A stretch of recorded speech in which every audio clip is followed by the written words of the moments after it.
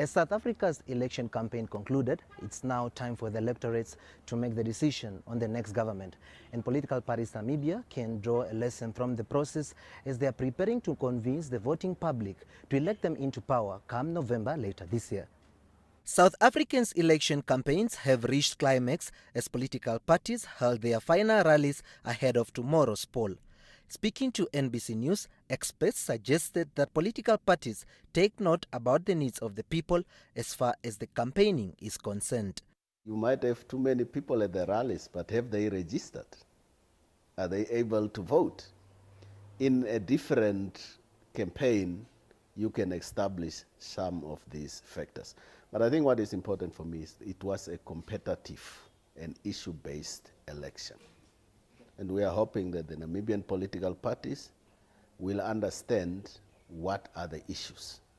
And they will offer to us as voters alternatives in terms of what are the plans that they have to address these issues. We can take or borrow a page from them in really articulating issues that are affecting our communities, but also the competitiveness. That's what elections should be, that they should be very, competitive. Parties had been urged to deal with the issues of trust and taking into account the dynamics of the voters, which has changed in recent years, especially the born-free generation.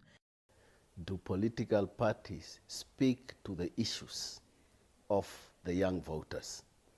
The liberation struggle is important as a historical reference, but it's difficult for young people who were not involved in that to understand what you are talking about.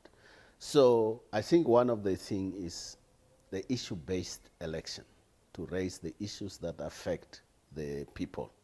That is one of the issues that political parties in Namibia have to learn.